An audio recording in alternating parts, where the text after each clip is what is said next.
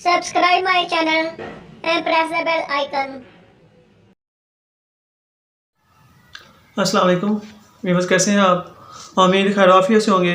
Viewers, आज की इस वीडियो में हम अज़ू तनासल की जो सख्ती पैदा करने वाली अद्वियात हैं उनके बारे में बात करेंगे। साबिक़ा वीडियोस में हमने इमसाक पैदा करने वाली अद्वियात के बारे में बात किया, तो मैंने क़ुव्वत बा को तेज़ करने, उनसे जो नुकसान होते हैं उन अद्वियात के बारे में बात किया। तो उनको आप भी इस्तेमाल करके भी अज़ू तनासल की वो सख्ती भी कर सकते हैं। वो आने वाली वीडियोस में आपको एक तरीका बताया जाएगा, आप उन्हीं तरीक़ों को फॉलो करते हुए आप वो साबिक़ा वीडियो से मुस्तफ़ीद हो सकते हैं। तो आज की इस वीडियो में हम अज़ू तनासल में सख्ती पैदा करने वाली अद्वियात के बारे में बात करेंगे। इसमें काफ़ी अद्वियात हैं, जो चंद हैं मेरे माइंड में थी, मैंने आजमाई हुई हैं, उनके बारे में बातें करते हैं, वो मैंने लिखी हुई हैं।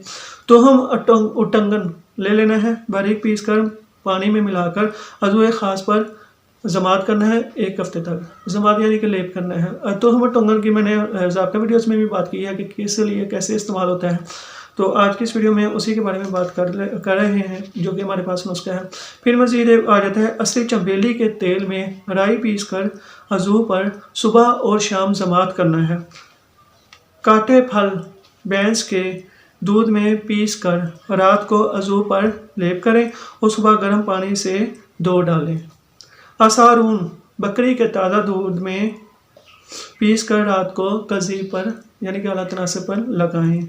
समुंदर फल पत्थर की सेल पर घिस कर सुबह शाम लेप करें। इन जो मैंने नुस्खे बताए हैं, इन नुस्खों से आपको जो फ़ायदे होंगे वो है अज़ू के ढीलेपन को ख़त्म करते हैं और अज़ू ख़ास में सख्ती पैदा करते हैं। तो भी बस आज की वीडियो आप अज़ू तनासल की जो सुस्ती है उसको दूर करने और सख्ती पैदा करने वाली अद्वियात के बारे में बात की है। मिलते हैं नेक्स्ट वीडियो में, तब तक दुआ में लाज़मी याद रखिए। जज़ाकल्लाह खैर। Press the bell icon on the YouTube app and never miss another update.